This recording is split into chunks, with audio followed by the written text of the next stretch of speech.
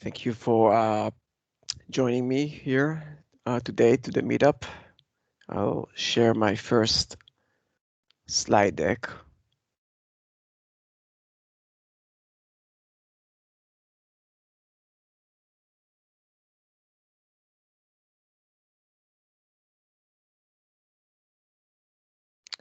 Can you see it?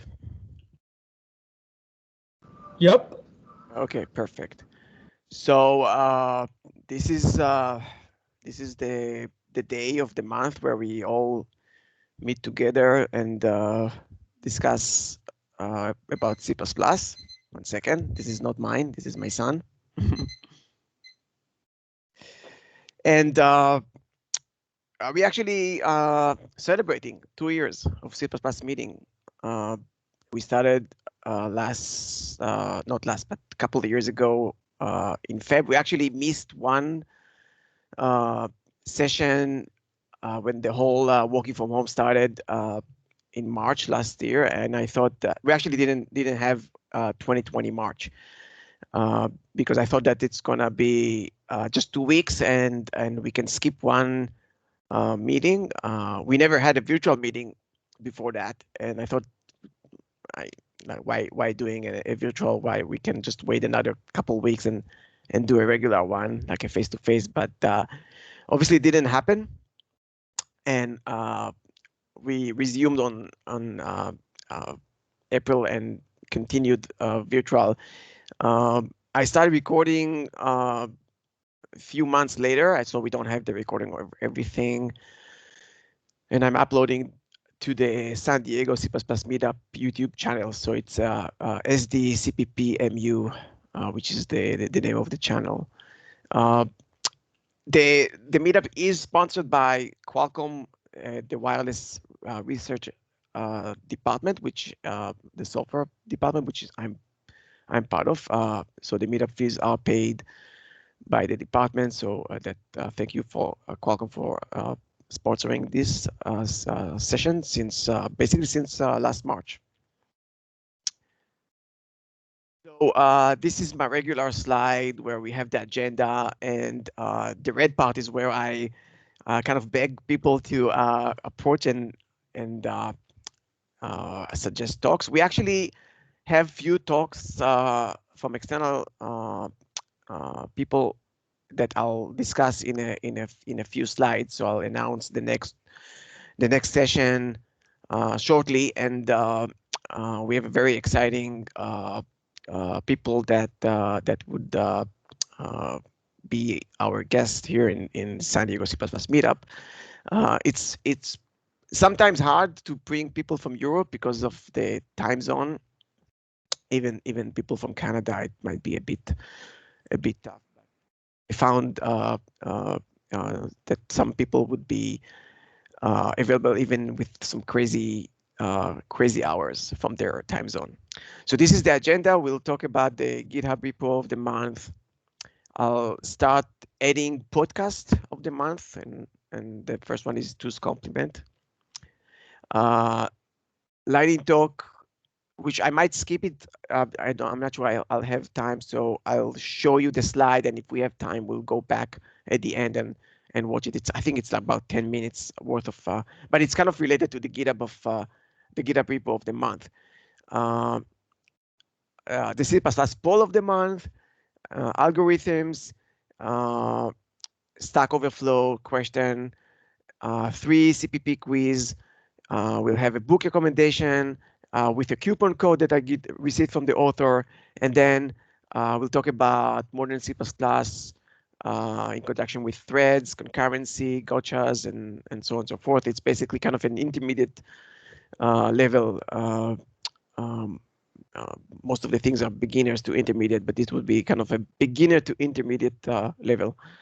Obviously, so thank you, Qualcomm, for sponsoring that. Obviously, if you have questions, just let me know. I sometimes just flip to the Teams channel just to see if anyone has anything, just raising it. But if just please stop me if you have anything to ask. I'll do my best to help. We have a Dropbox Dropbox link. If you have access to the link, you have a read-only access. We have a Slack channel that I sometime kind of participate, but it's not very active, but it's there for you. Actually, some people suggested kind of offered their talk through the Slack channel, so that was helpful. The CPP Meetup YouTube channel is up. I'm uploading sessions, so I'm not editing it, so it's kind of raw. Whatever I have, I'm kind of uploading it as is. And we have a Meetup Twitter account which I'm handling. That's the handles SDCPP Meetup, which is the same as the YouTube channel. And my handle is Kobe_CA, and I tweet mostly about C++, C, Rust, Python, software engineering, package managers, Linux, Unix, software engineering in general, and so on and so forth. So trying to keep it very specific to the domain, no politics or anything like this. Though I wish I would, but no politics or anything like this. It's pure technical stuff. Okay, so I am very thrilled to announce that our next meetup, we would host JFrog speaker that would present about Conan Cc++ package manager. If you are following this meetup for a while, you know that I'm a big fan of package managers, and I personally use Conan in my personal projects, and in Qualcomm sometimes I'll in like a small and contained project I'll have it. We start using it slowly. I just believe that this can help when properly implemented. I think this can help to the overall build time and managing your dependencies. This is how I use format library, ranges v3 library that you probably noticed in my code examples. So the good news that we would have someone that would present next time in April. So I'll announce the dates and all shortly after this meetup. Okay, so let's start with the GitHub repo of the month, and this would be the approval test for C++. And the first time I was actually aware of this repo was a few weeks ago. I was listening to CppCast podcast, and there was an episode about approval test, and they were hosting Clare, and she's one of the maintainers of this repo. And the idea of approval test, there's a lot of things that you can do with it, but if I would like to summarize it, like at least things that caught my eyes, is that it's basically like testing golden vectors, like blobs of data that you want to match between multiple runs, just to see that your software has an output that is what you expect. So you have like a golden master snapshot that you would, the subsequent runs would be compared against. One of the things that was noted by Clare during the podcast, and I was kind of there's a lot of links in the slides. She has a lot of talks. One of the things is that it's really useful for legacy code. What does it mean, legacy code? By the way, there's a lot of interpretation of what is legacy code, but to put it simple, a lot of people define legacy code as code that doesn't have tests. So it's very hard to change, because you don't have the confidence that if you change something, what if you breaking something. and sometimes it's convoluted, sometimes it's kind of a spaghetti code, and there is a correlation between not having tests and spaghetti code, because when you write your code in a way that you think about how I'm going to test it, you make sure that it's decoupled. Because when it's decoupled and very like kind of each module is isolated and all, and you have separation of concerns, then it's easier to test. So if you write your code always keeping this part in mind, you would end up having a testable code. But if you don't think about testing and you write your code without testing in mind, then you'll end up with some spaghetti code and a lot of dependencies and so on and so forth. The Pragmatic Programmer book is mentioning this specific thing that I just talked about multiple times throughout the book. By the way, it's this is a great book. It has nothing to do with C++, but it's a great book for every software engineer and programmer to pick up and read. There is the 20th anniversary edition that I suggest you pick it up. Okay, so so the idea behind it is that you don't have code, you don't have tests to kind of test your code, this legacy code. So what do? The code might have some output, right? So you capture this output and then you write tests that actually test against this output. So when you change something, the output might change, and then it can give you some feedback that you broke something. So it's a very nice method actually to deal or to cope with a legacy code. And take a look at the repo. It has a lot of documentation. It has this ability to bring up a diff tool that is configured in your system and let you diff between the two versions. So my suggestion to you would be take a look at this repo. I have lots of links, so download that from the podcast, and sorry, from the Dropbox, and just take a look at it. So in addition to what I mentioned with the podcast, actually I said CppCast. Actually, it was Two's Compliment podcast that they hosted. Sorry about it. So it was Two's Compliment podcast that host Clare. But beside that, at the same time, JetBrains that so JetBrain. Second. So JetBrain hosted a webinar, a 1-hour webinar that you can access. It is available online with Clare, where she actually gave some examples and a kind of a live tutorial of how to use it, how to use the tool in the repo. So take a look at this as well. That also helpful. And going back to the podcast, you can have it 1 hour to listen into. This Two's Compliment episode where she explains about their motivation and benefit using this repo. So I just gathered lots of links. She is a great speaker, and she speaks in tons of conference. CppCon was one of them, and then there was MUC++. Most of them are virtual, of course, these days.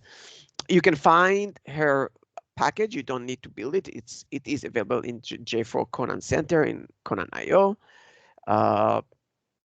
Actually, I can see that it's also. I can also see that I gathered from CppCast. That probably was a long time ago. So I actually heard. I listened to both of the podcasts, and this is what gave me the idea of presenting it here.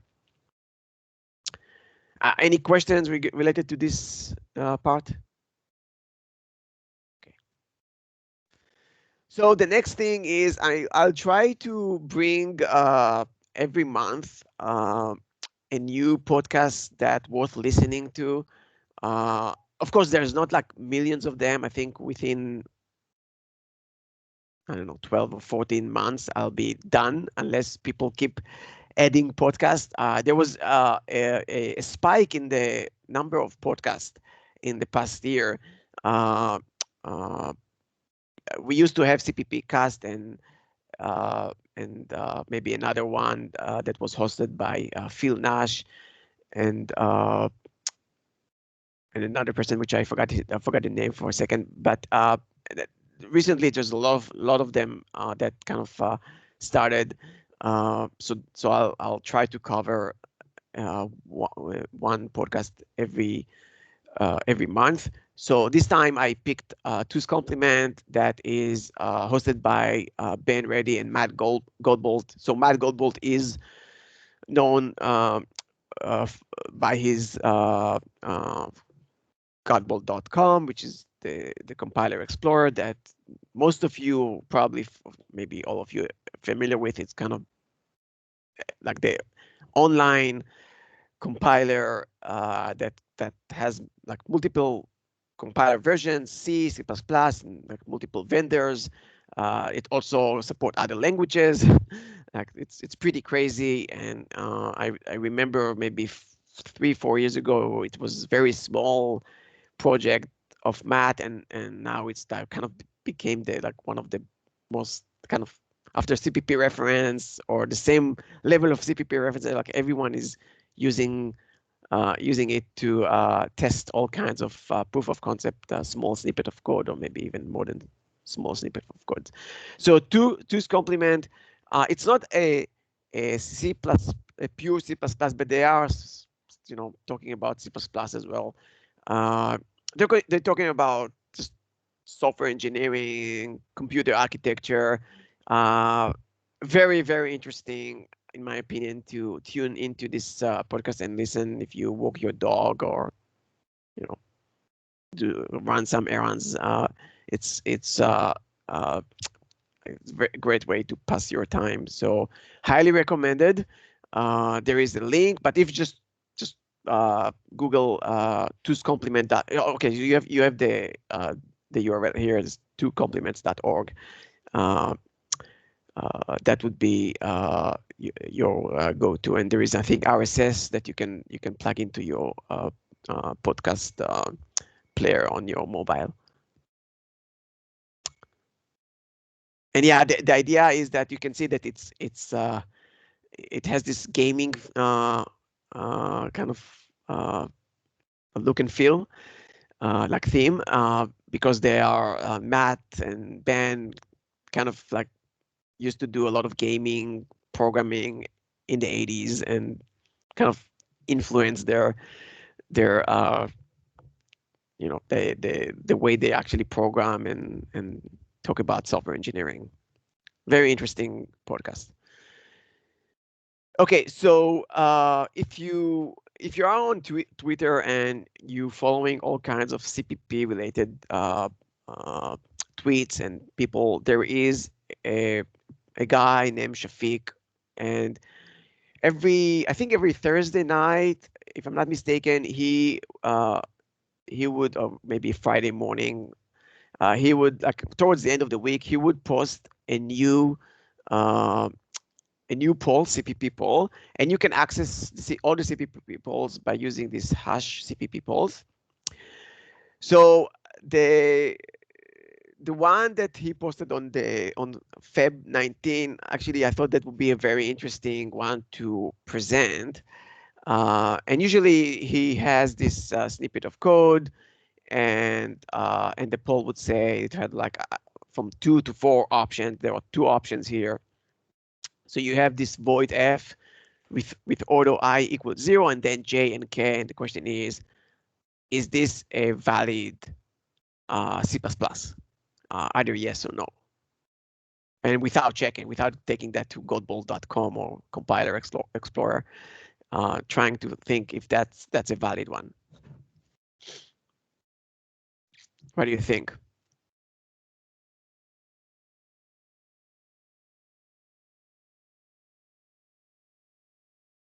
Okay, so obviously auto I equals 0, so I would be an integer, but what is the type of J and K? Like if auto was replaced with an int, and this is not a C++, this is a C, right? Then int would, like I would be int, but it's initialized to 0, and then J and K would be also int, right?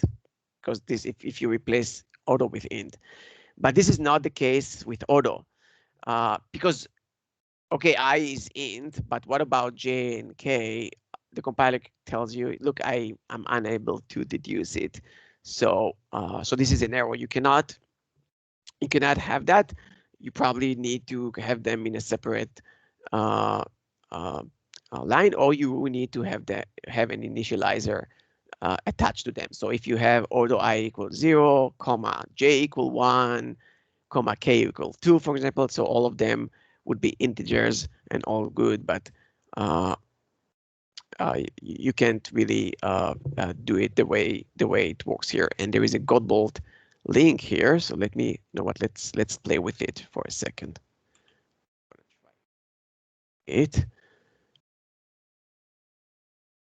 So let me share it in a second, okay?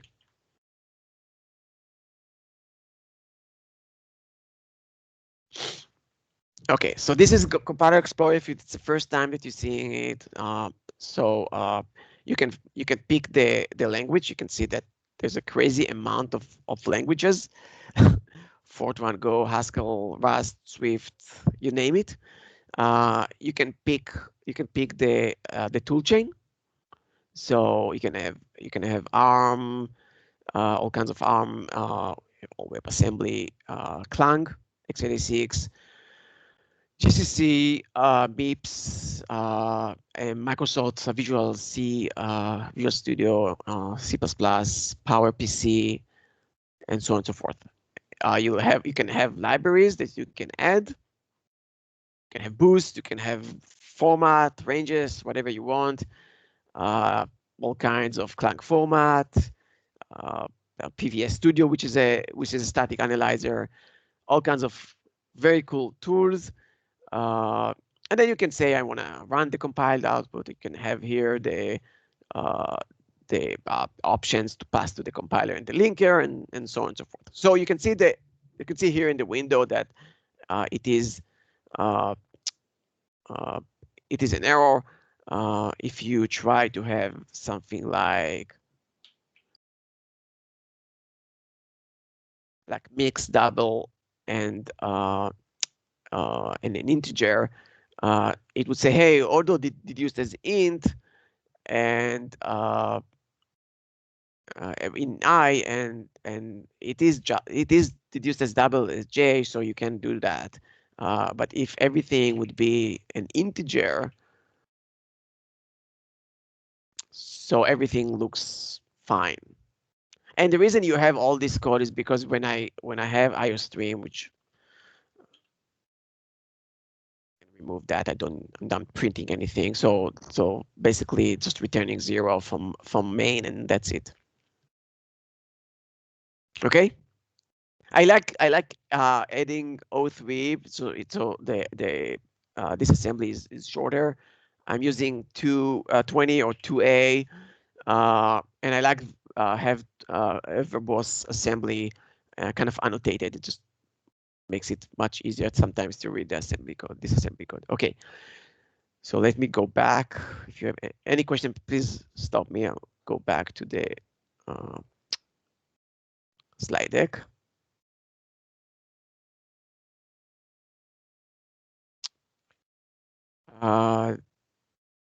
You see the slide deck, right? Yeah. Yeah. Okay. Cool.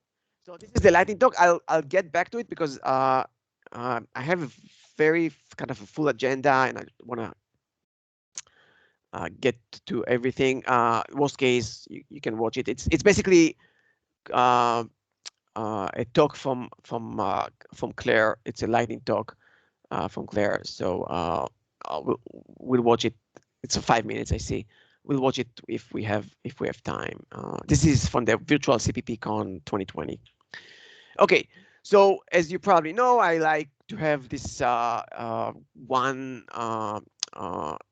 kind of spend some time on one algorithm, and obviously there's a lot of ways to kind of slice and dice any algorithm. Um, there was um, one article that caught my eyes that talked about examples of declarative style in Rust, where it actually compared Rust and C++. So I'm actually following this person. If you can see, see there, you can see his name. Uh, he has a lot of, not a lot, but he has just started writing. He has a few good Medium articles that talks about Rust and C++, and often he would have an article that compares both of them. So it's really like 5-10 minutes read on average, and gives you a good perspective on how the languages are different. And one of the things that I wanted to try is getting the third vowel from the end. So so the example is from the declarative style of this article that you have a link here. So download from Dropbox and take a look at that. There's also a link to Stack Overflow that I used for Python. Specific thing in Python I'll explain in a moment. Sorry, my GitHub. GitHub.com has all the examples. I used Conan for the format library and ranges. Just to bring ranges, I'll explain in a moment why I needed ranges. So let me start. I actually gonna start with Rust. So this is the only part of the meetup where you have a 3-in-1 kind of a thing. You have Rust, Python, and also C++ examples. I think once you get a really good understanding of C++ with all the difficulties, and there's a kind of a steep learning curve, it allows you to kind of go and explore other languages. In this example, I'm using Rust because it's another system language. But also I like really Python because I see Python as a very nice language that you can write functional programming, and in general I like Python as well. Okay, so so the third vowel from the end should give me okay, this is the string. So the third vowel from the end would be E, right? There is an O, O, and E. Okay, so what we do here, we have the input, which is a string. So this is how you actually allocate a string from a literal, and you get an input. And the idea behind Rust is that this is a const object, because in Rust the default is being const, so it's immutable. And what I want to do, I'm calling this function with the input as a string. Basically, I'm passing kind of a string to like a string slice. Doesn't matter, but think about it that the function gets a string, and then I'm getting the result.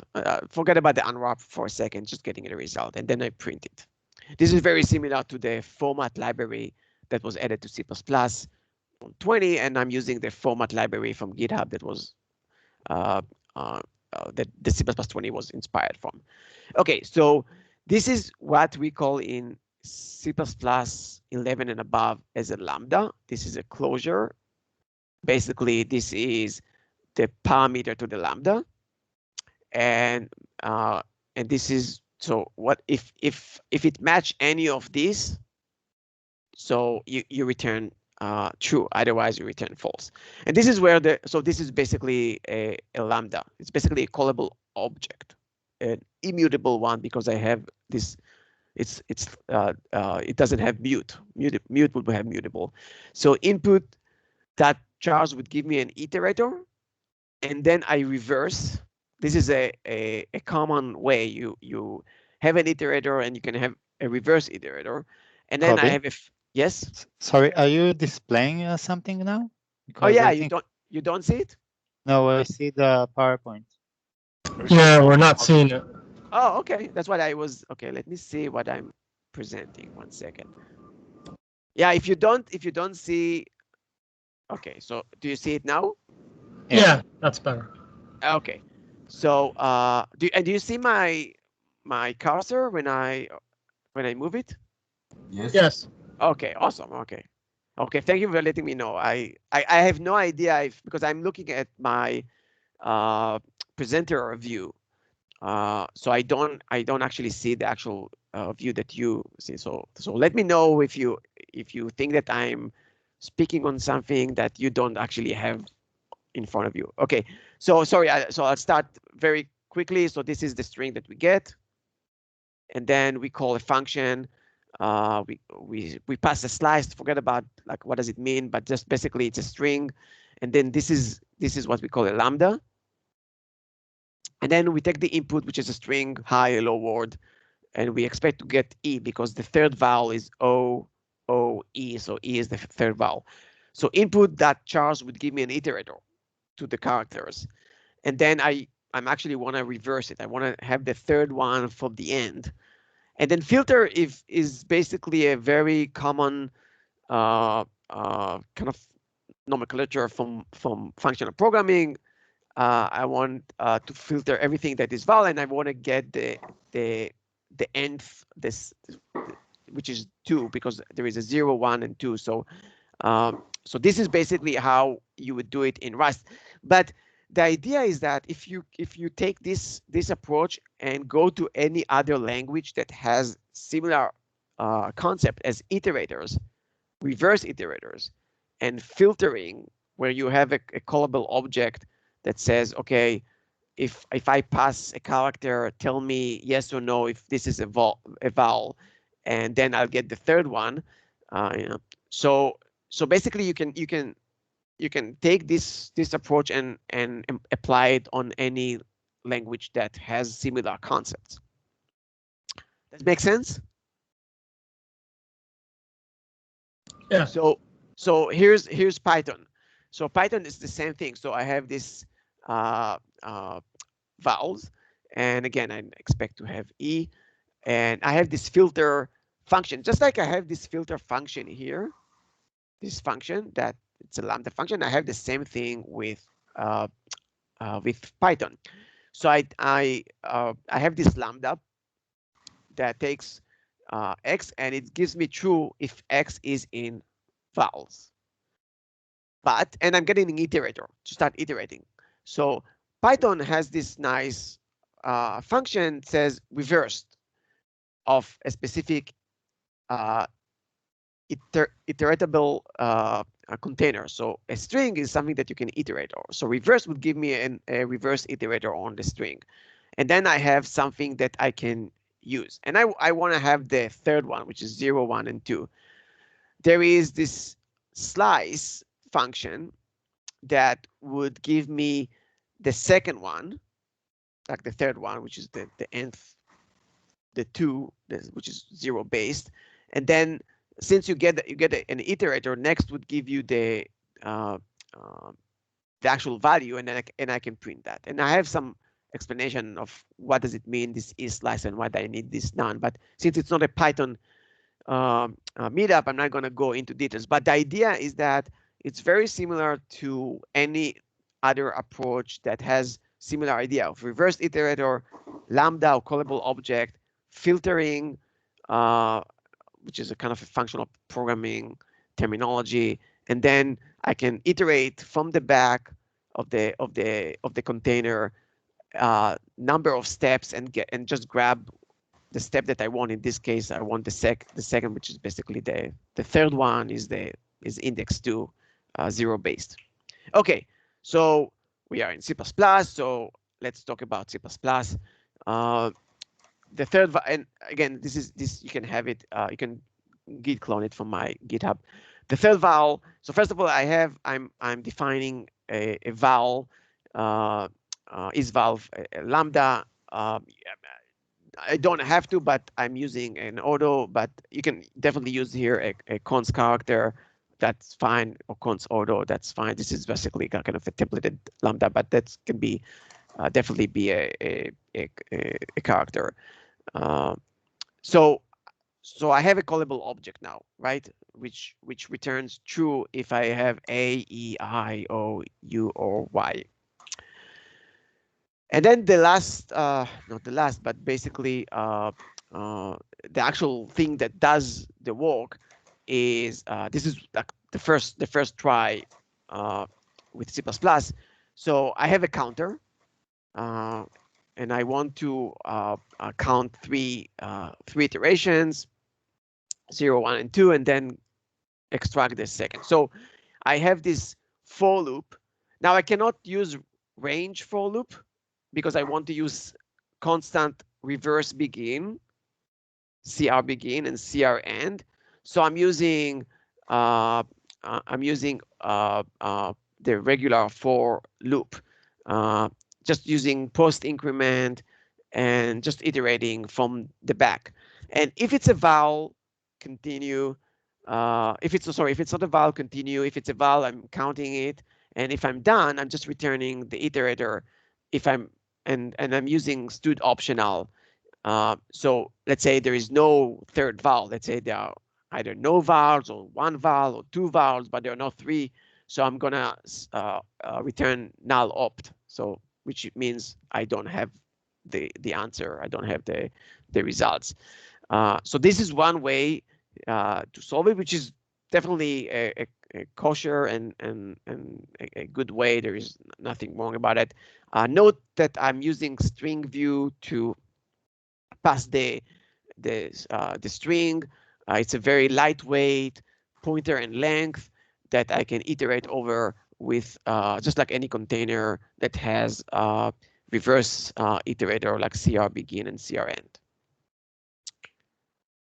So if you can mute yourself if you're not talking, thank you. This is the second try. This is the second out of 3. So the second try is, can we do it without a loop? But let's say we have this lambda and we have a mutable lambda. So what does it mean?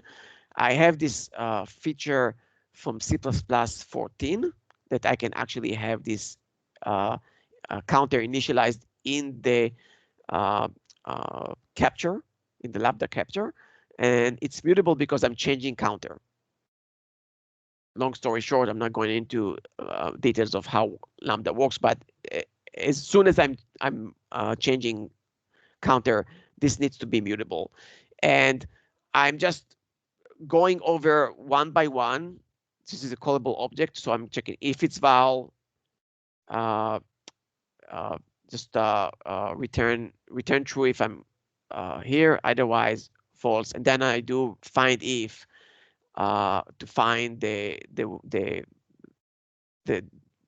point where the counter, and I'm again using CR begin and CR end, get the when the counter is 3, and when it gets true, that's fine. Some people argue against this approach because usually they say that if you have a mutable lambda, this is an anti-pattern for lambda, don't do it. And the fact that I use find if as a method to kind of find a specific predicate, it might complicate stuff and might be less readable than maybe this. So it's really up to you. Obviously, if I didn't find anything, that would be the iterator would be pointing to CRN, which is basically, by the way, the beginning of the string. Okay, so that's the second try. Again, some people would advocate against it, so it's your call if you want to do it or not in your code base. The third try is again using ranges, and again I want to highlight that I'm using this booklet. I have a soft copy of this book. By the way, there is a version 2 that came up a few days ago, if I'm not mistaken. I highly recommend. This is the updated one. Highly recommend to pick it up, and they start shipping it last few days ago, actually, this week. I think the PDF is available, but the soft copy is shipped. I think this started shipping this week. So I'm using Conan again to pull ranges, and let's see what we do. So I have this input, and I pipe it through this ranges views reverse. So I'm just like remember this part from Rust. I have this iterator, and I reverse. I'm getting a reverse iterator. So basically, very similar to this. So I'm getting a reverse iterator, and then I use the filter, which is again same name as what you know from Python and what you know from Rust, because this is basically kind of a functional programming terminology. And then I call isVal, which is a callable object. So if it's val, I'll get it. And I just want to drop 2 and get the third one. So this is why I have this drop 2. And if I have a result, then so this basically this whole thing is a lazy evaluation. So so I'm getting an iterator basically to the beginning of the third vowel, and that begin and the reference would get me the third vowel itself.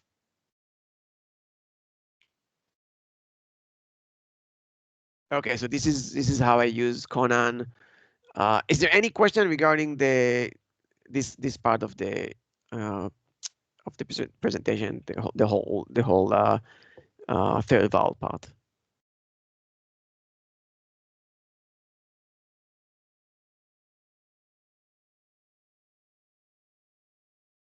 Okay.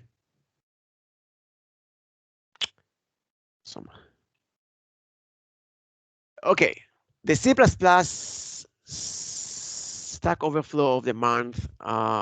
So what's the point of no return?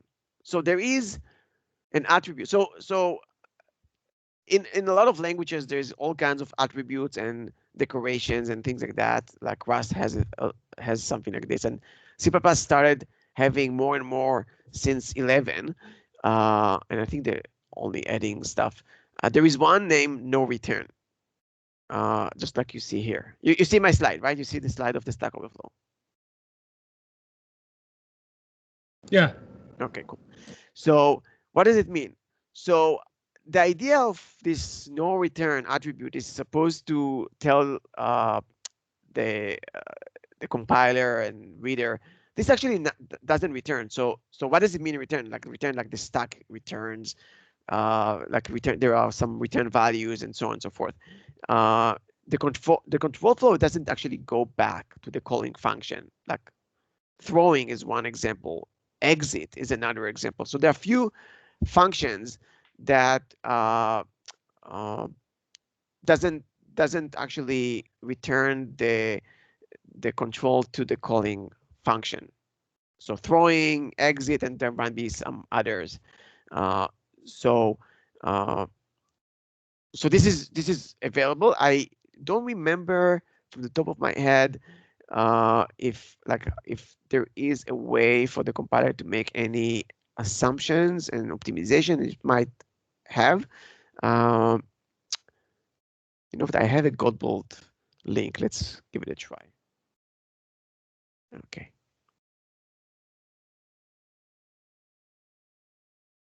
Do you still see the presentation? We see the PowerPoint slide. PowerPoint. Okay. Okay. Awesome. So okay. So I have this link. Let's see.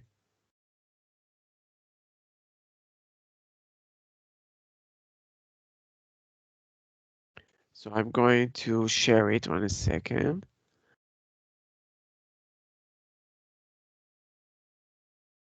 Okay, so that's something else, but that's so let's do this.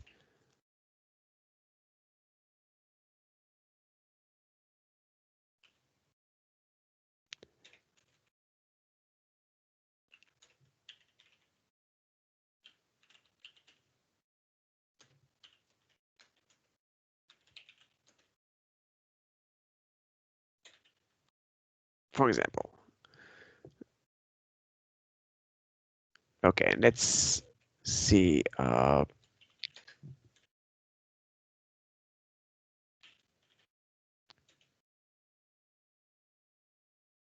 So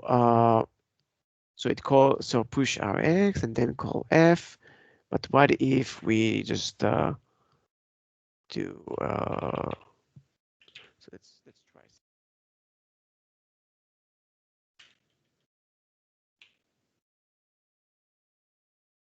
So this is all the throwing part, but if we do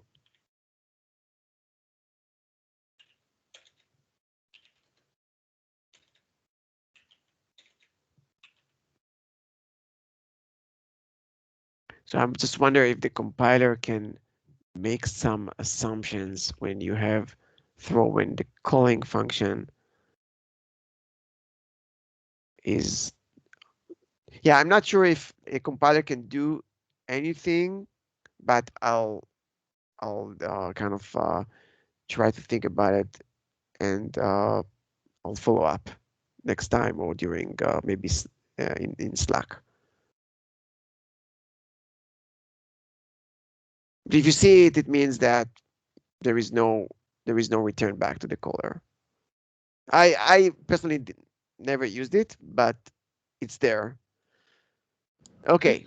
It sort of feels like it's similar to an inline, or is that not true? You mean in terms of recommendation, kind of to the compiler? Yeah, I'm just not fully understanding what's that, what's that attribute, I guess. I mean, is it just that you're saying it doesn't go back to the caller? So where does it go from there? So exit would, for example, would not go back to the calling function. So let me open the Stack Overflow and we can maybe read about it, because it's been a while. I just don't remember when I prepared that. It's been a while. Okay.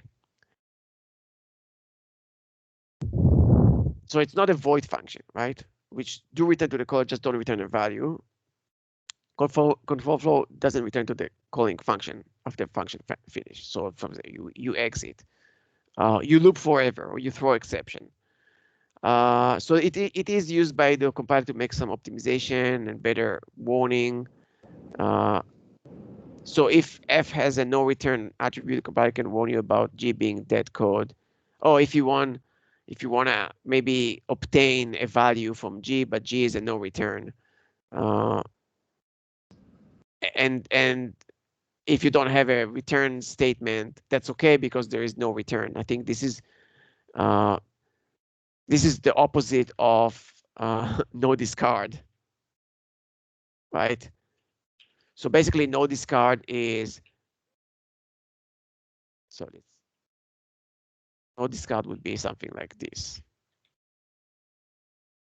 So I should get an, yeah, I'm getting it because it said no discard. But if I have no return, let me see if I do something like this. Yeah, it says I'm just gonna,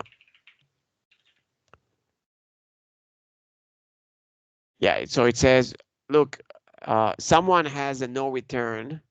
Let's say it's maybe a infinite loop or whatever. This is interesting because it throws, but it doesn't give a warning. But it also, let me see if I do int it, I can do that. Try to do int.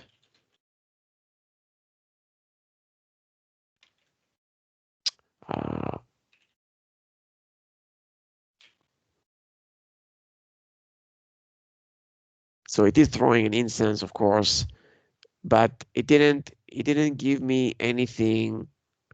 Let me see.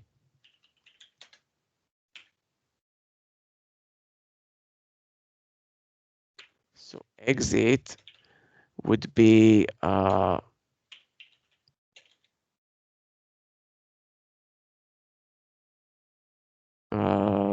std. Okay, what exit would be?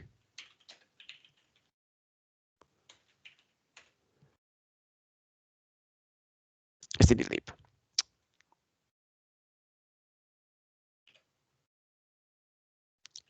With std or without, with std or without doesn't matter, but it still doesn't provide any warning that I'm actually getting something. Let's see if GCC is doing something different. No, it's still just calling exit here, and but I don't think it's using. It does actually. It's doing subtract of the. Okay, I would expect that there should be a warning, but there is no warning here. So maybe it's not fully implemented like in the compiler, like it's not fully baked in, but it's there. It's kind of strange that this thing is actually grayed out, but okay, let's go back to these questions. So I'm gonna have all of them in the browser so we can actually share the browser.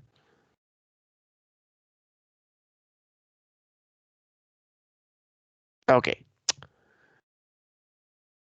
Okay, so let's start with this. So we have this struct, which is like a class, right? In C++, it's just like this is C++ 17, difficulty is 1. So it's just like a class, but as opposed to class, all the access specifier, everything is public. Okay, in class the default is private, so all of these are public. So we have this constructor, and then we create another. So create this C1. So we have a constructor. It's going to be a destructor, but there is no destructor defined. So that's good. So whatever the compiler generating, like an empty destructor, would be fine. Then we have this C2, which is using something that called copy initialization. This is not an operator equal, but this is a copy initialization that use equal sign. So and is that because C2 is not previously initialized? Exactly. Yeah. Exactly. This is the point. Yeah. This is how you distinguish between the two. So if I did C2 semicolon and then next line C2 equals C1, then you invoke operator, assignment operator. But at the point of initialization, there is a copy. This is a copy initialization. Copy initialization. I think that's the term, if I'm not mistaken. So let's see what's happening. So so C1 is generated. So definitely it's going to be 1. And now the question is, it's going to be 2 or 3. So I already kind of explained that this is not an assignment operator, but this is basically a copy initialization. So a copy constructor would be invoked. So let's see if I'm correct. Yeah, and this would tell you exactly what has been. This is so.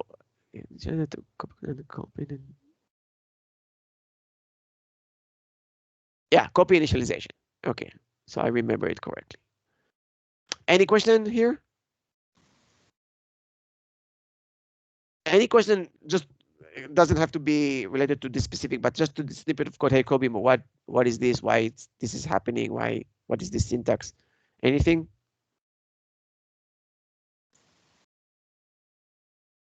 Okay. Next one. C++ 17, difficulty is 1. We have 2 struct / classes. It doesn't matter. This is basically struct means that this public is redundant because struct is by default, everything is public.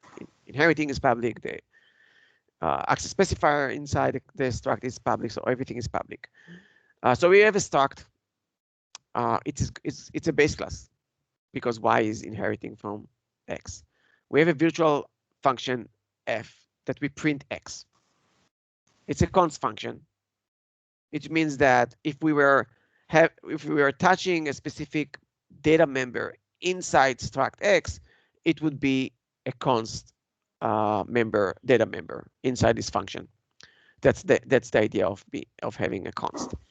Okay, so we inheriting, and by the way, when you inherit and you override f, it's good to have an override keyword here. If you don't do it, it's like it's not a huge syntax mistake because it's still virtual. You still override because the signature is exactly the same. It's a const void, no parameters. Everything is good. Okay, so it's a virtual function as well of overridden, and we have this y as a print. Now we have a function that takes a reference and call this f. Now, when you see either a code or a question, let's say an interview question or okay, a quiz or something that you have inheritance involved, and in addition to this, you have either reference or pointers to the base class. And if you have a hierarchy, multiple levels, or any level is somehow as a base class to the others. So then you first thing you need to understand is that this is a game of polymorphism, because the whole idea of polymorphism is that we invoke virtual functions through a reference or a pointer, which basically a reference inside is kind of a pointer in C++, but it's kind of a pointer that has a different look and feel. It cannot be null. It cannot be. You see what I'm saying? But it's like a pointer, like technically, like generally speaking. Okay, so we have an array of one element of x, which is good. Yeah, we can do that. We have y. Okay. So we have to basically, if you think about it, we have two instances, an array of one element of x and one element of y. So the third line takes y and assign it into array 0. So array has only one element in 0, right? In 0 index. So we take y and assign it to x. This is not going to be an error. It's not going to be a warning, because I can assign a derived class to the base class. This conversion is allowed. Okay, it can happen. Okay, so when you do this, when you take a class instance of a base class of a base class, and you assign a derived to this base class, the base class, the derived one would lose the derived feature of this instance. So it's called slicing. Just remember that. Now what I do, I call print with y, and I call print with array 0. Okay, so I didn't touch y. The fact that I'm actually assigning it to array 0 doesn't do anything to y. So if we call f through y, so y is the actual instance, and I call f with the base class, so I should get y. Okay, now the question is, when I call array, we can call print with array 0. Am I getting a y because I assigned y, or am I getting an x? What do you think? I would have assumed it'd be a y. Just based on. I think this is X. Sorry, say it again. You think that? I think you get it's X. X. X. So remember this. Remember this slicing thing. This is what happened when you assign a derived to a base instance. So it's two instances. They are not pointers or anything. They are just two instances. So basically, array 0 still have X. Okay, we didn't. We still have. So X. you mean it's a virtual function table is not touched? Because usually whether it go to X or Y depends on what's in the virtual function table or where to point to, right? Yeah. Yes, but the virtual table is still there. You're talking about the virtual pointer, probably. Yeah. It's a, Yeah, but CP. the point here is that what we're doing here is slicing. We don't have a Y like X. If you think about the memory, even though it's kind of confusing because the memory here, there are no members, but and there is only one. If you think about the memory layout of X and Y, I have an echo. If you think about the memory layout, it has only virtual pointer, but it's still an X. I think it's about a concrete type of array. It's a concrete type. Exactly. It's a concrete type. It doesn't matter where it's copied from. Slicing is the effect of running the copy assignment operator. So whatever array it was, it's copied from this Y1 object, which is viewed by X's copy assignment operator as an X object. So whatever Y it was, it doesn't matter anymore. Yeah. Only the contents relevant for X is copied over into this array 0. Exactly. Yes. So, and this is the slicing part that I mentioned, and I'm highlighting this. Just remember that when you do this, and if you can mute your mic if you're not speaking, I'm getting an echo. Just remember that if you just assign as is a derived to a base, you're losing the base part. And this is the slicing, and you end up with just the base. Okay. Okay. The last one is we have this. It's a bit difficult. This is something that Herbstadter had, like maybe, I don't know, maybe almost 15 years ago in one of his Guru of the Week. I just remember it very vividly. Okay, we have these three functions. One is a template function, which is kind of the master template function, or the main. I forgot there is a terminology for that. I think it's the main template function. And then we have a specialization, a full one, like a full specialization to int pointer, and we have a partial one here.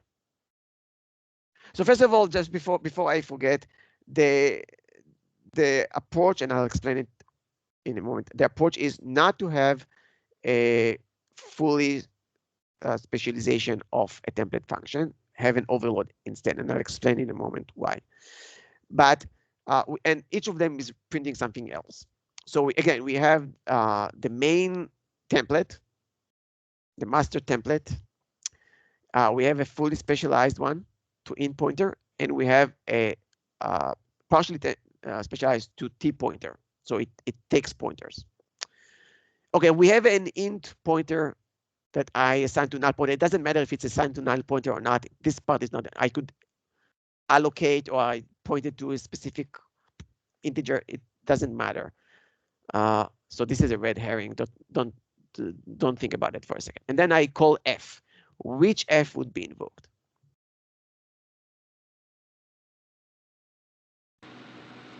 I think this should not be right? I think so it's the specialized one. Yeah. Which one? There are two specialized. There is the fully one and there is partially one. I think it should be the fully one, right? The fully one, which is 2. Anyone thinks otherwise?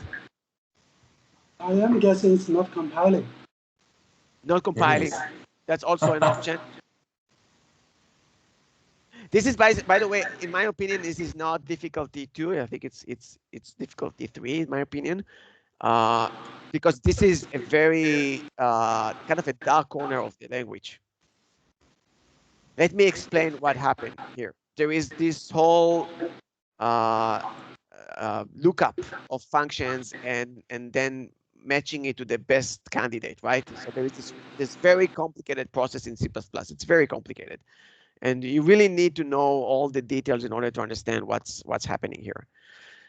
So let me start with the like what actually happened, and I try to explain then backwards what really we need to be aware of. So you have a template function, which is the master one, the main one, and you have specialization. There are multiple levels when the compiler is looking at to find a candidate. There are like nested levels of what the compiler is actually going to look at. Okay.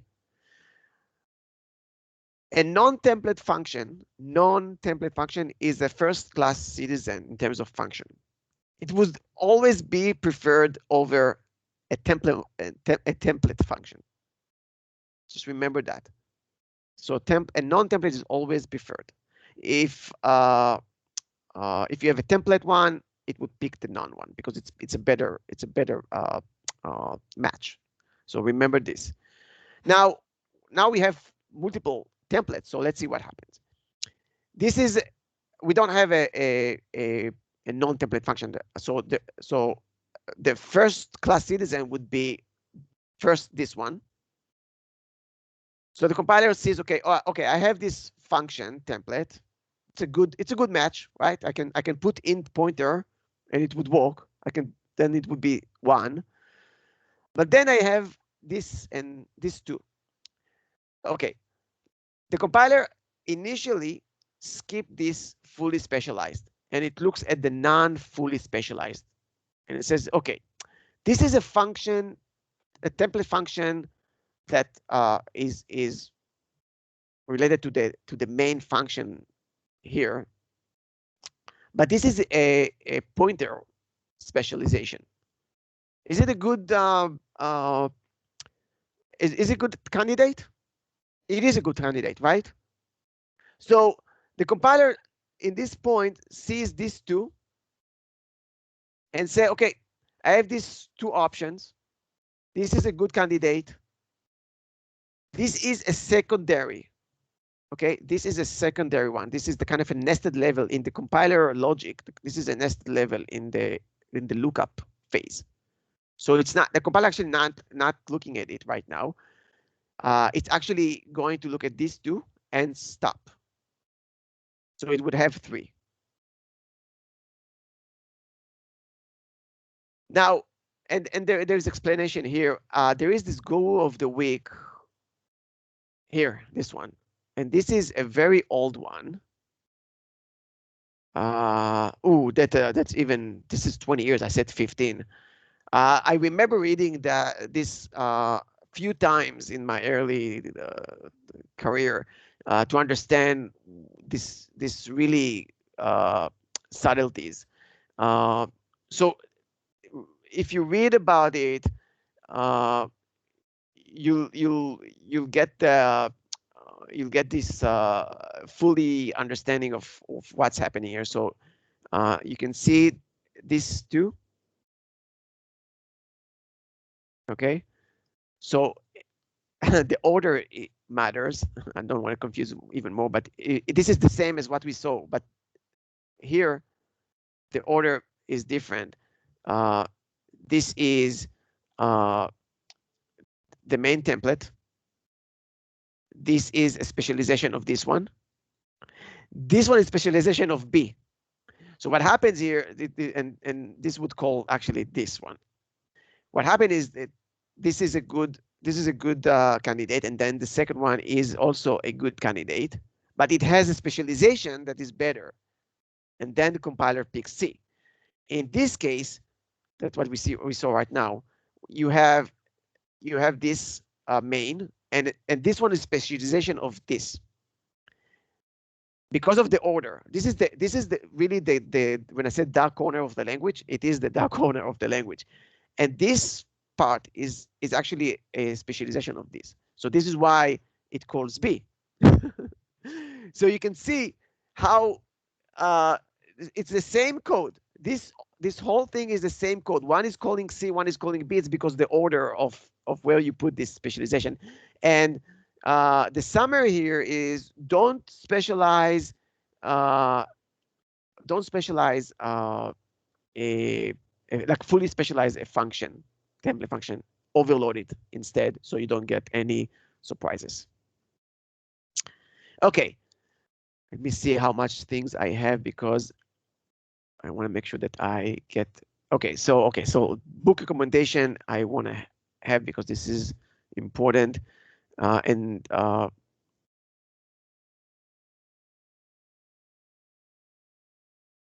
okay, hopefully you see the book recommendation. The C++20. This is in LeanPub, and I contacted the author. You have this 25% off. I'll upload this to Dropbox, but you can also ping me if you need the code before that. Great book about C++20. Very readable. It's 50% plus completed. It's on LeanPub, so it's an ebook.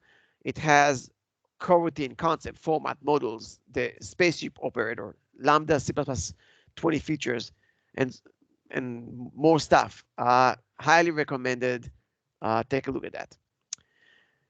Okay, so I'm actually going to skip this part because I want to go to the next phase of the presentation. I have 45 minutes.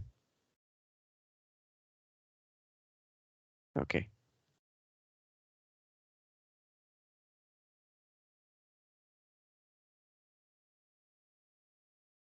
Okay, let's talk about concurrency.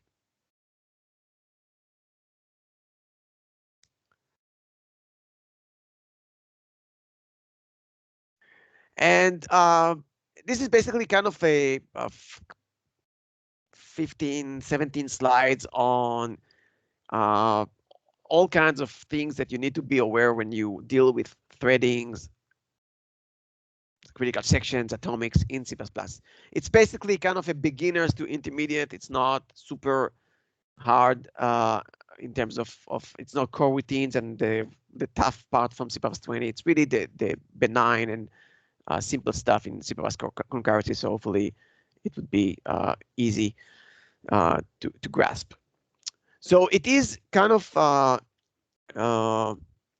inspired by let me go to the last. So it's inspired by making concurrency fearless with Rust for C++ developers. This is the same author that I mentioned. So it gave me some ideas of presenting this stuff. And there's this top 20 C++ multi-threading mistakes. There's a PDF uploaded, but you can also Google for that, and there's a link here. So these two articles kind of gave me the idea of, okay, let me write a few slides about concurrency. Okay, so very simple recap. Stud thread added to C++ 11. Before that, you would need to deal with either your own library that you need to write, or you needed to have call to the platform specific library. It can be POSIX, it could be Windows threads, whatever you have in the platform. Like on Linux, in Unix, I'll use POSIX threads when I like pthread create and so on and so forth. So stud thread actually gave us a very uniform interface to actually call function, invoke threads, and actually run callable object functions on the threads with parameters. So this is like the most simple way to write a thread that does nothing basically, right? This is the callable object. The body is pretty much empty. So this is a minimal lambda, so that the thread would be executed, would do nothing, and then we join it. Why? Because by default, stud threads are joinable threads. If you don't join them, you'll get stud abort would be invoked, but it's actually an undefined behavior not to join a joinable thread. In CppCon 20, there is a new stud thread.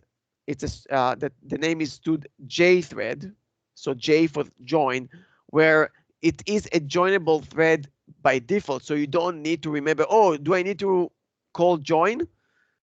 With J thread, you don't need to call join. It is a joinable thread by default.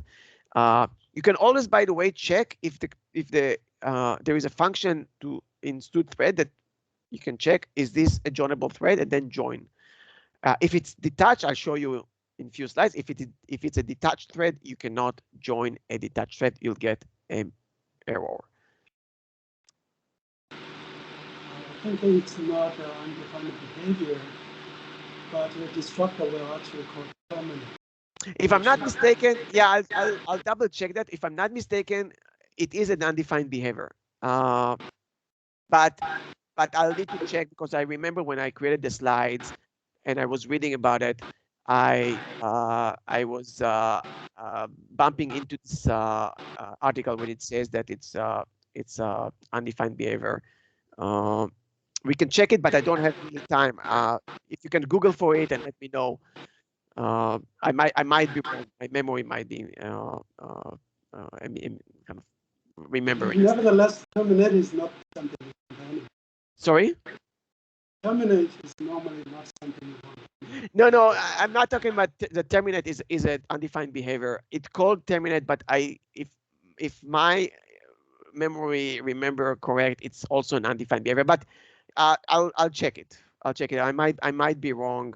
I prepared that a month ago, so I might be wrong. When I did my research, I remember that. But again, I'll check it later.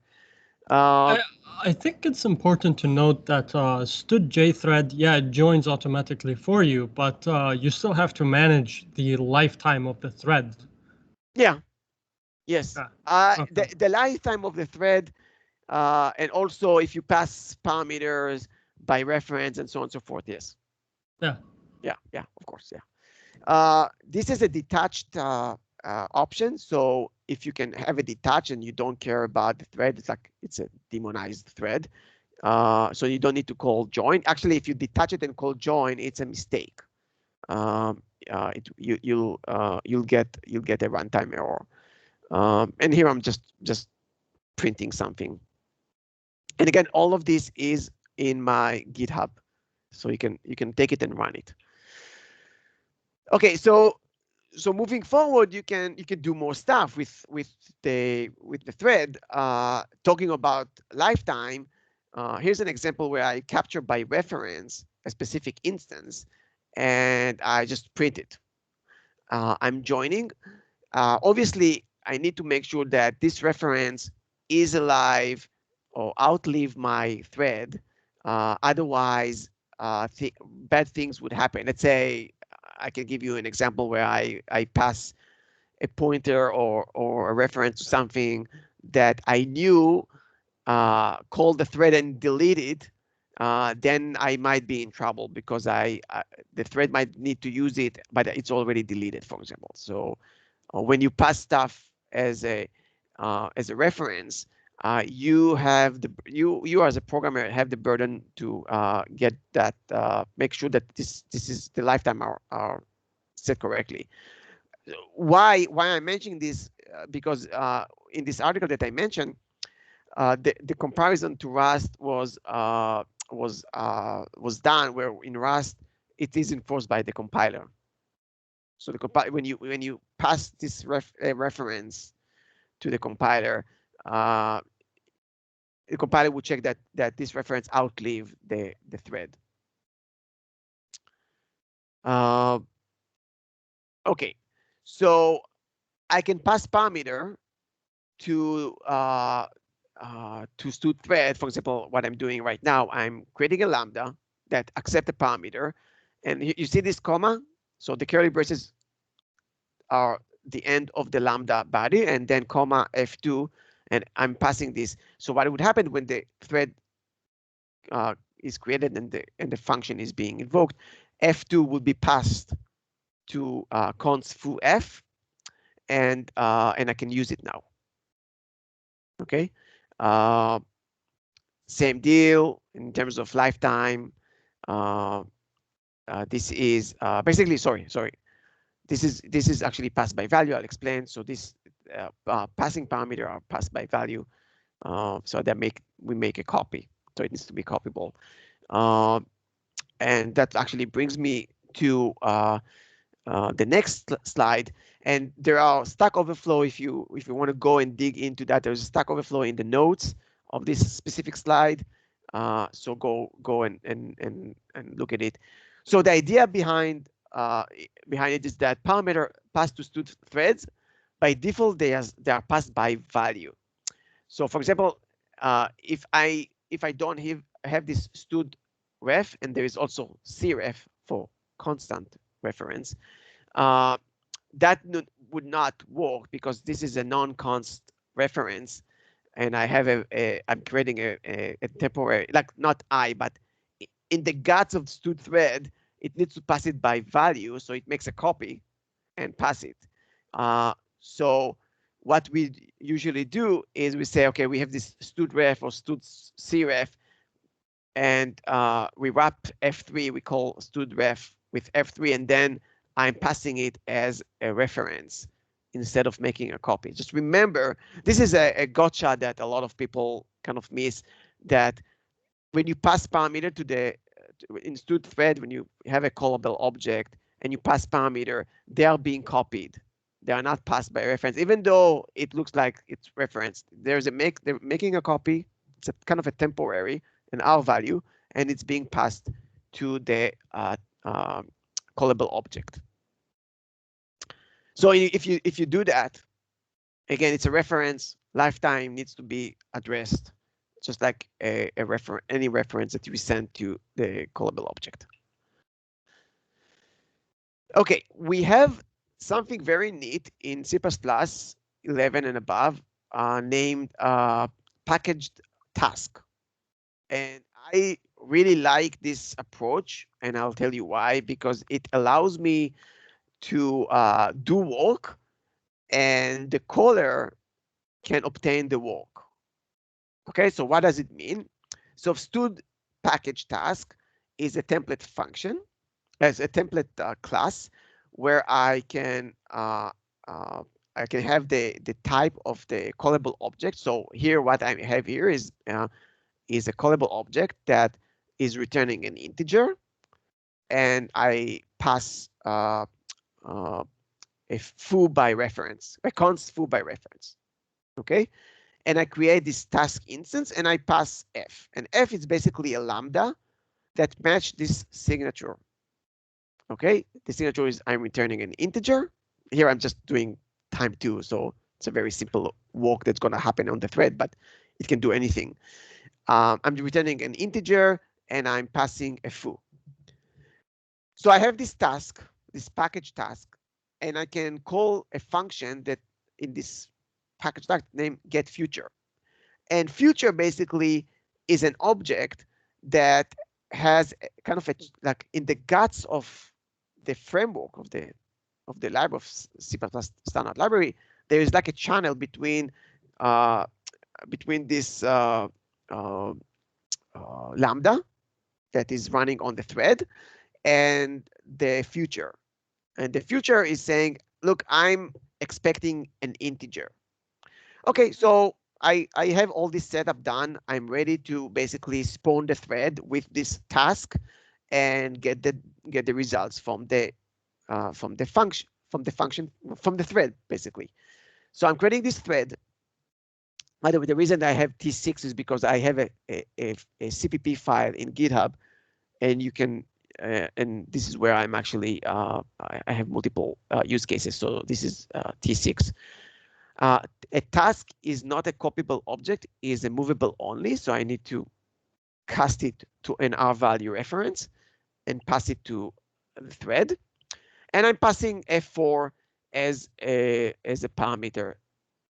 So what would happen eventually, there's gonna be a thread coming up.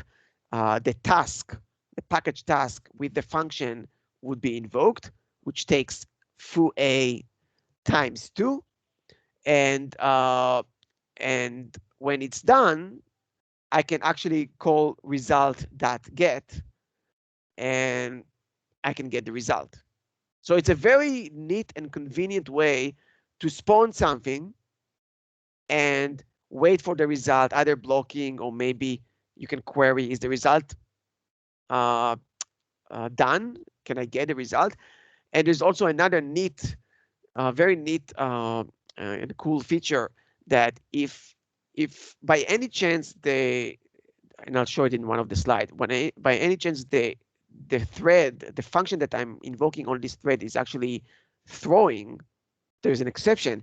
The exception is gonna propagate it when I do result.get, the exception is gonna be propagated to me, which is really cool if you think about it. Like the channel that being established can actually get the exception through. The last thing that I want to mention in this whole kind of overview of all kinds of cool features with threads in C++, in modern C++, is async. It's a big topic, but you can basically say, hey, here I have a callable object and parameters. Just run it on some of the threads of the framework, and there's take a look at CPP reference. There's all kinds of policies. Is it deferred? Is it happening synchronously? Is it really happening asynchronously? The nice thing is I'm getting a future again, and I can get the result from the async approach. And there's all kinds of gotchas that I don't mention in this slide. If you don't assign it to a future, it's gonna, even if you think that it's gonna be asynchronous, it's gonna be synchronous. So there's all kinds of gotchas that you need to think about it. But it is a very helpful and very nice one. Some people don't like this async approach because you don't have a full control of how it's being invoked on which threads and affinity and all of that. So it's kind of not fully baked in my opinion, but it's there for you to use if you want to. Okay, let's we already talked about some of the pitfalls, but let's take a look at them one by one again.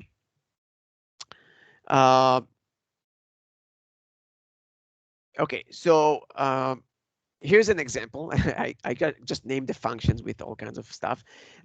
In my GitHub repo, you can have you can clone it, and there in the CMake, I'm using CMake.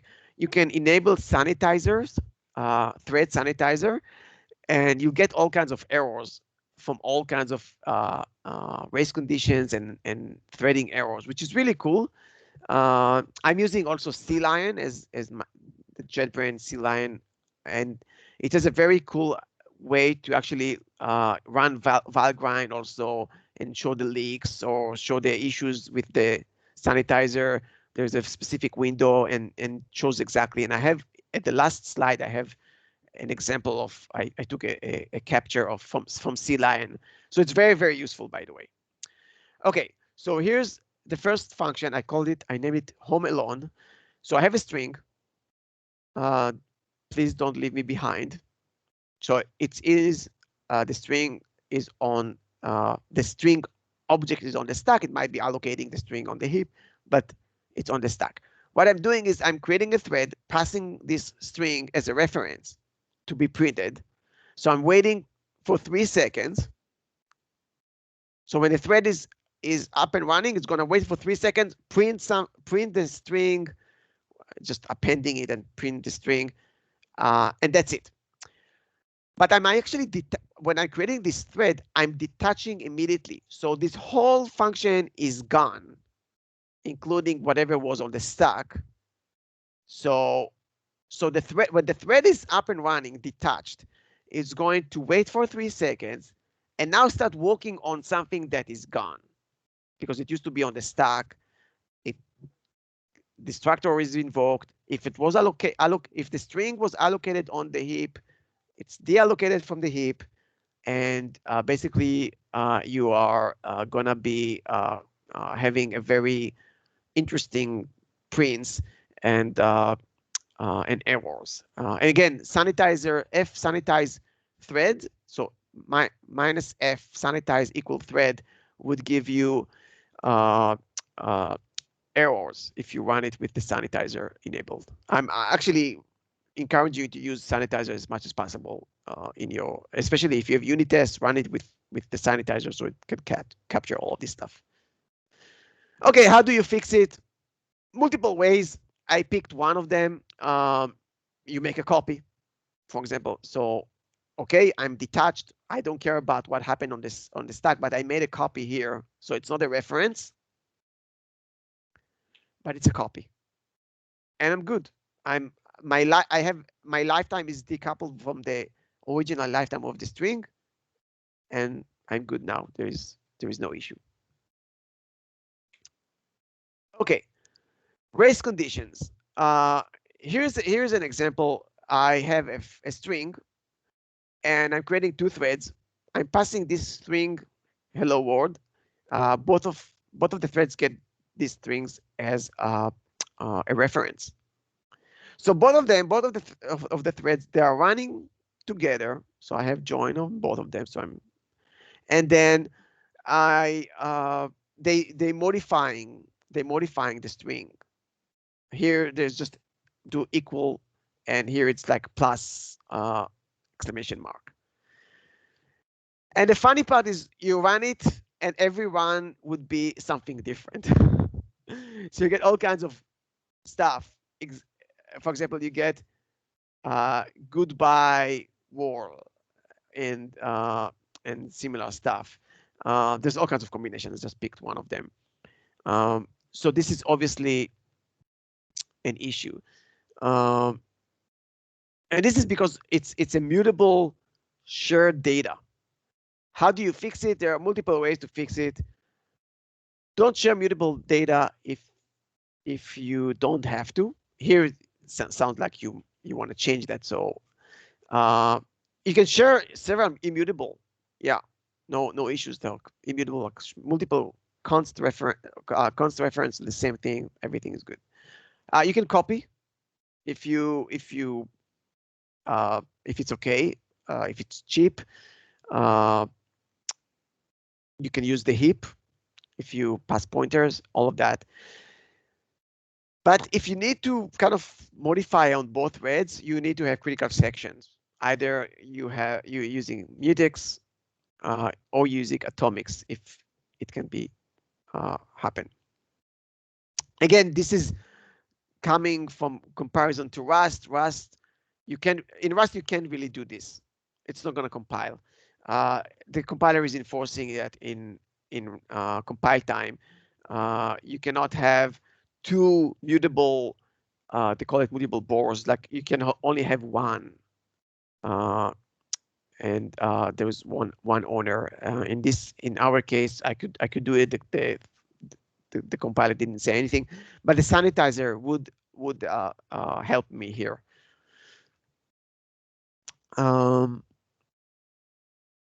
By the way, there is talking about critical section and all. Rust has this thing where you actually wrap. You can wrap the data with a mutex, so only when you touch the data, it's locked. There is a book named C++17 STL by Arthur Dwari. I don't know if I pronounce his last name correctly. He has a similar idea in one of the multi-threading and parallel and concurrency chapter. I highly recommend looking at it. It's a method where you can wrap your data, and only when you touch it, it's going to be protected. It's a very nice approach. Okay, how do you handle error from threads? So it's a bit of a strange kind of a method in C++. Here's an example that you might be using, and this method is using something called exception pointer. So let's say you have an exception. How do you handle this error? How do you handle this exception from the thread? So you have this exception pointer, and you have this function. This exception pointer. You can see it's global. It's not part of the. So it's actually accessible inside the lambda. These are the rules. Globals are accessible in the lambda. So I throw some runtime error, I catch it, and I assign the current exception into the exception pointer. Then the thread is done. I join it. Now I check if the exception pointer is not null. Then I can rethrow the exception and catch it. It's kind of clunky, but this is what we have right now for throwing and catching exception outside of the thread. Obviously, it's not going to work well with this global when you have multiple threads that might have multiple exceptions. So then you need to think about something else, maybe share this exception pointer between the thread and the outside of the thread. You got the point. This is basically one way. But remember, if you remember, there was something that I mentioned in the package task that I really like as part of the features of the channel that being created between the package task and the future.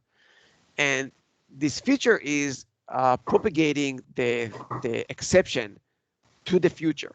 So here's a package task that has a lambda that I'm instantiating with a lambda that does nothing. There is a return void, basically no return, and it accepts no parameter. It's just for runtime error.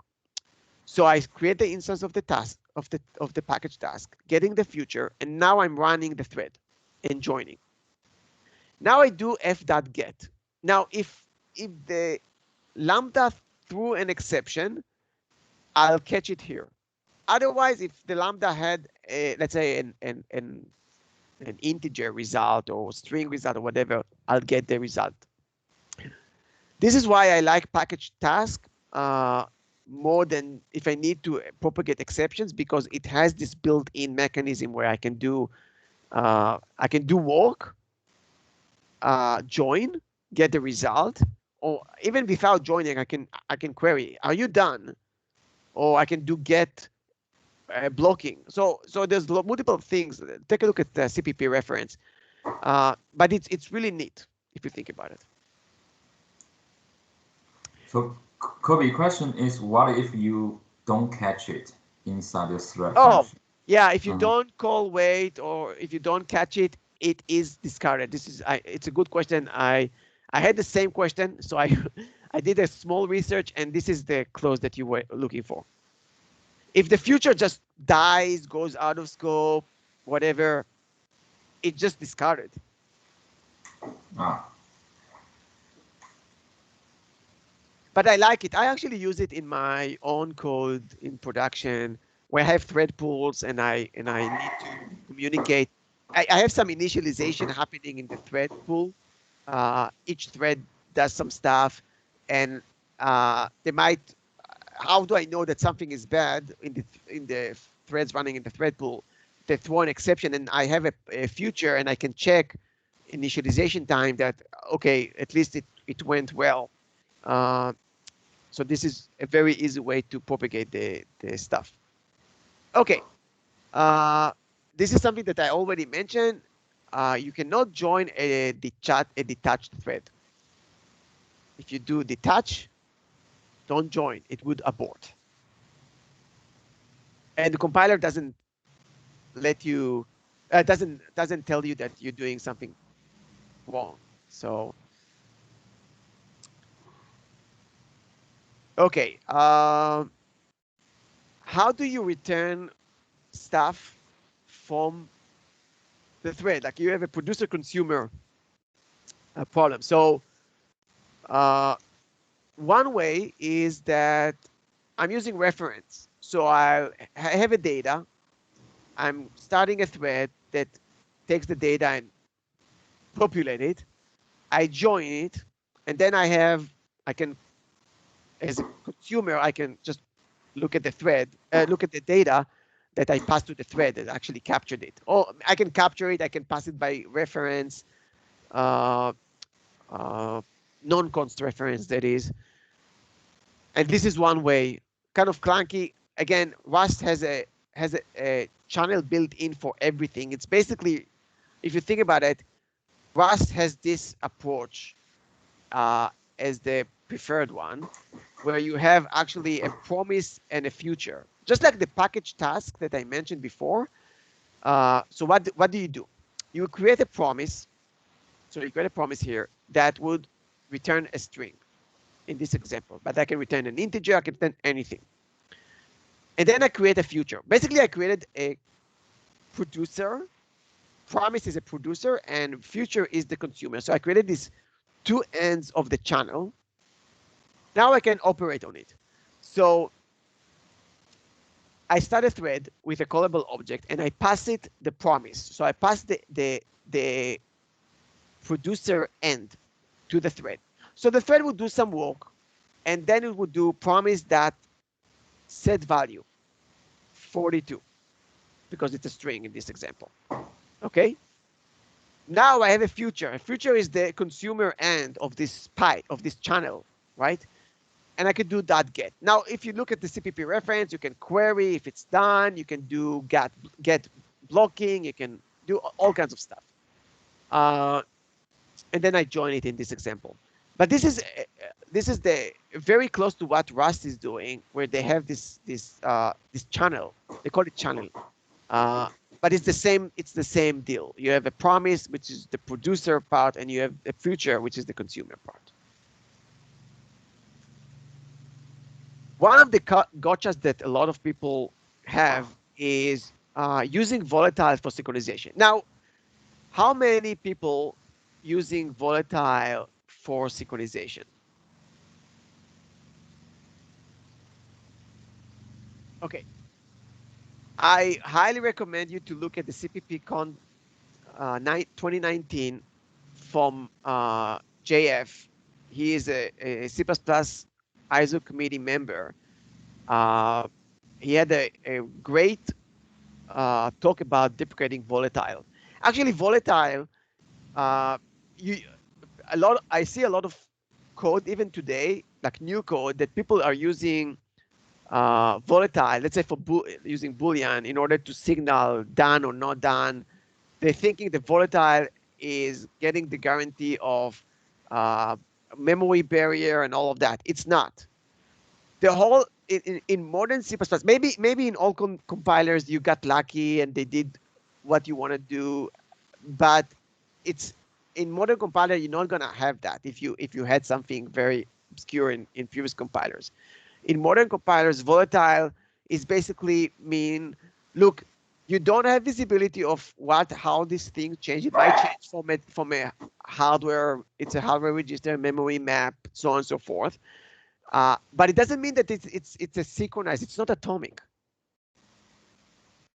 Now, if you take this function, this snippet of code, you have volatile bool and you have two threads, while done with a sleep, and then there is a done equal true, so there is a sleep here while not done, and you try and you just run it. If you try to run it with a thread sanitizer, you'll get an error. You'll get an error saying using volatile as Boolean.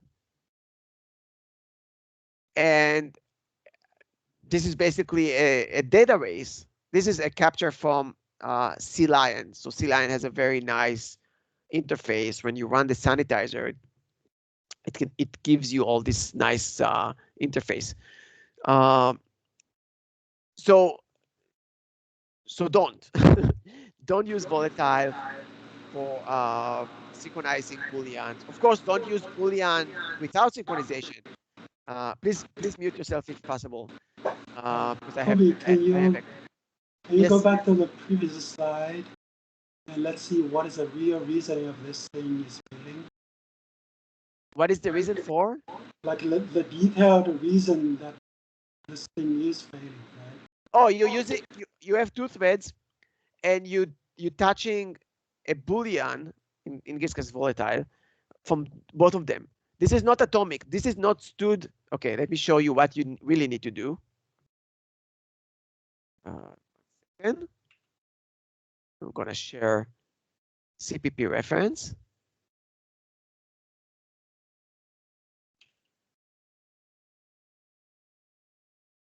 So atomic is basically a template, but there is atomic bool is basically atomic bool.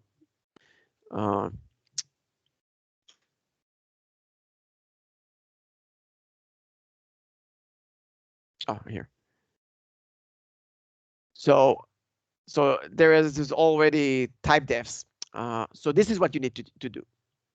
If you swap the volatile bool, or even if you don't put volatile, this example I just wanted to discourage you from using volatile.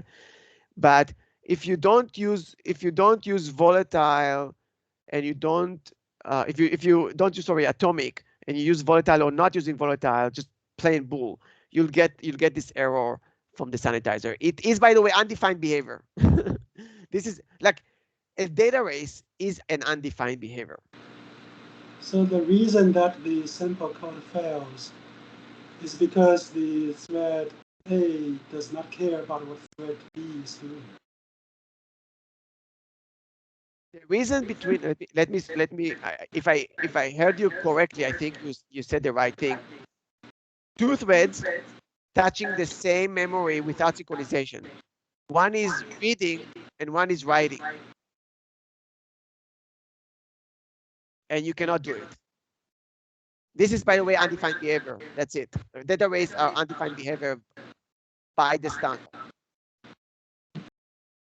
So I think most people understand the volatile would result in an actual read or write from the main memory. Would actually hashed. would do what? Say it again. The volatile just means go to the main memory and don't use any cached value. Right? It's like a diligent read or don't write. don't optimize it. Don't always go to the main memory and so on and so forth. But it doesn't mean like the idea is that you don't know if two threads on two different cores, for example, the cache currency is correct. That's the thing. I think the real reason here might be, thread 2 and thread 1, they do not know anything about the other thread, even though they both diligently go there and try to read and write. Mm-hmm. But there's no sequencing between them. Right? There is no synchronization, you're saying? Yep. Yeah, I agree. We are saying the same thing. Okay, so that was my last slide. We have 10 minutes. So what I'm going to do, if you want to stick around for another 5 minutes, please do. I'm going to 1 second. I'm gonna present the lightning talk. It'll be 5 minutes, and we would be able to conclude this session.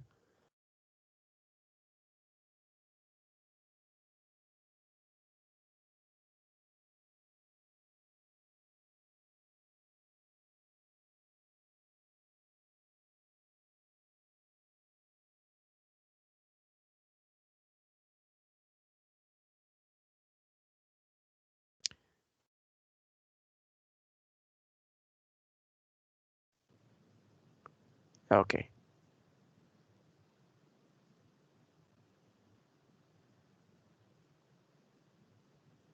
Thank you very much indeed. So welcome to code samples that compile even more easily than in my previous lightning talks. So some of you may have seen me talk about writing .source.md files and. By the way, this is JF, if I'm not mistaken, with JB that I mentioned with the volatile presentation. I highly recommend if you're doing embedded and you're using volatile, I highly recommend it. Embedding compiled code via snippet names, via snippet comments in the source files into documentation running it through a tool called MD snippets, and then generating .md files. Well, I'm happy.